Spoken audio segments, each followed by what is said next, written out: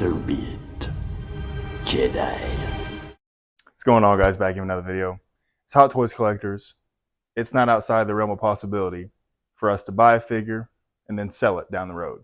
So in this video, we're going to talk about 3 figures from my collection that are definitely going to be going out the door when a better version comes out, or when I just decide to take the loss and sell the figure because I'm kind of tired of it. Starting off, we have Darth Maul from the Clone Wars. And not a bad figure. This was one of my first purchases. I like it. There's nothing wrong with it by any means. Yes, it is objectively the worst Darth Maul we've gotten. Single jointed elbows, a reused head sculpt. Compared to the first Phantom Menace Darth Maul and the Solo Maul, it's pretty obsolete. But it is from the Clone Wars, and I, for one, agreed that that was pretty much where Maul became an actual character. But I've thought long and hard on it, and I'm going to be getting rid of this one when the 2.0, the Phantom Menace Darth Maul, comes out. I've already got that pre-ordered. I don't think I have room for 2 Darth Mauls in my collection. And in my opinion, the Phantom Menace is the definitive, is the iconic Darth Maul. I remember as a kid seeing his face on Power of the Force card backs, the Phantom Menace card backs. I mean, all over the place. Darth Maul was a marketing tool. So for me, and my personal feelings towards the character, the Phantom Menace is the one to go with if you're going to have one Darth Maul.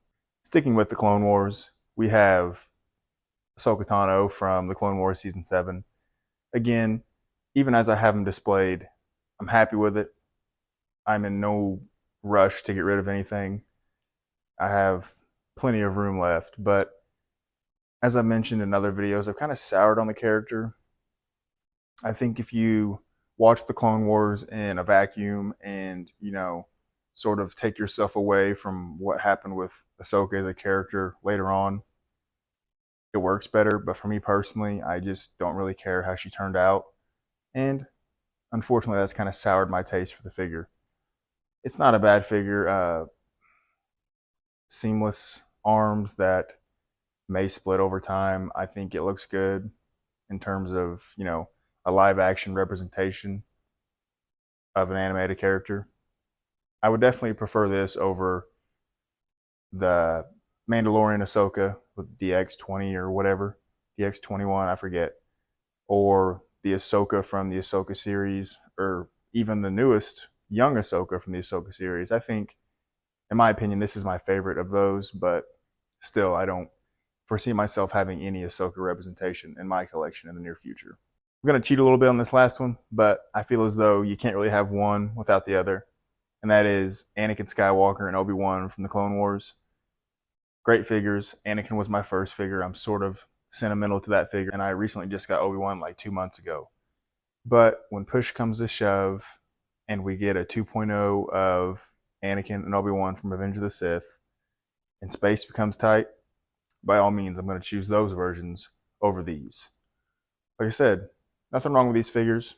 I'm happy. I think I've got them posed up in a way I like. But for me, the definitive versions of those characters is from Revenge of the Sith.